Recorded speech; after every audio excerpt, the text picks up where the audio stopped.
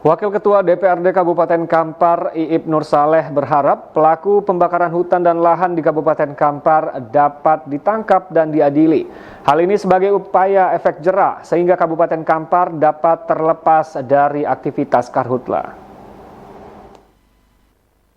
Beberapa pekan terakhir, aktivitas pembakaran hutan dan lahan atau karhutla di Kabupaten Kampar kembali terjadi. Salah satunya adalah kebakaran hutan dan lahan di Desa Karya Indah, Kecamatan Tapung, Kabupaten Kampar. Tim gabungan dari BPBD Riau dan Manggala Agni juga berjibaku memadamkan api baik melalui darat maupun udara.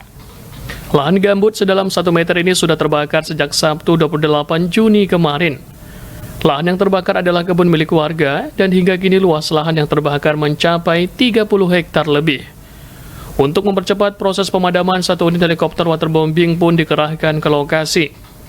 Tak hanya itu, sebanyak 20 anggota pemadam dari Manggala Agni telah berjibaku selama 5 hari di lokasi untuk melakukan pemadaman dan pendinginan. Mereka dibagi menjadi 2 tim di bagian utara dan selatan. Cuaca yang cukup ekstrim dan jauhnya jarak titik api membuat petugas sedikit kewalahan melakukan pemadaman.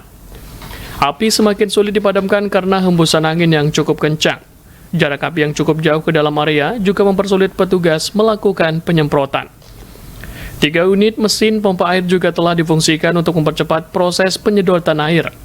BPBD Riau juga telah meminta tambahan 1 unit helikopter waterbombing kepada BNPB. Dari total keseluruhan, setelah kita perkirakan itu mencapai 60% yang sudah kita padamkan.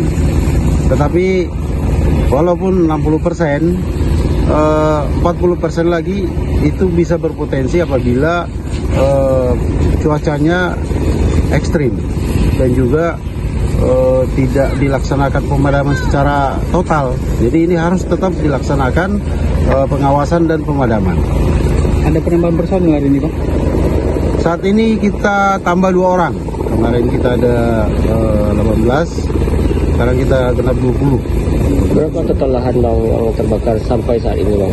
Masih tetap di angka 30. Ada kendala, Bang? Kalau kendala, ya kemungkinan kendala kita di faktor jarak ya. Kita di logistik tadi. Jadi apabila kita kekurangan logistik itu memang jauh jaraknya. Menanggapi hal ini, Wakil Ketua DPRD Kabupaten Kampar, Iip Nur Saleh berharap pelaku karhutla di Kabupaten Kampar dapat ditindak sesuai dengan prosedur hukum yang berlaku. Pihaknya juga berharap kepada masyarakat agar sama-sama menjaga lingkungan, karena kalau ini dibebankan kepada pemerintah saja, tentu akan sangat terbatas kemampuannya baik secara pendanaan maupun personil. Oleh karena itu, masyarakat harus bersama-sama menjaga agar tidak melakukan aktivitas pembakaran dalam membuka hutan dan lahan. Hal ini untuk menghindari wabah penyakit dari kabut asap.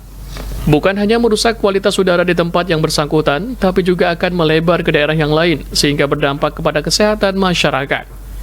Pihaknya juga berharap masyarakat yang menemukan titik api agar dapat segera mengambil tindakan semampunya, serta melaporkan hal tersebut ke aparat penegak hukum untuk ditindaklanjuti.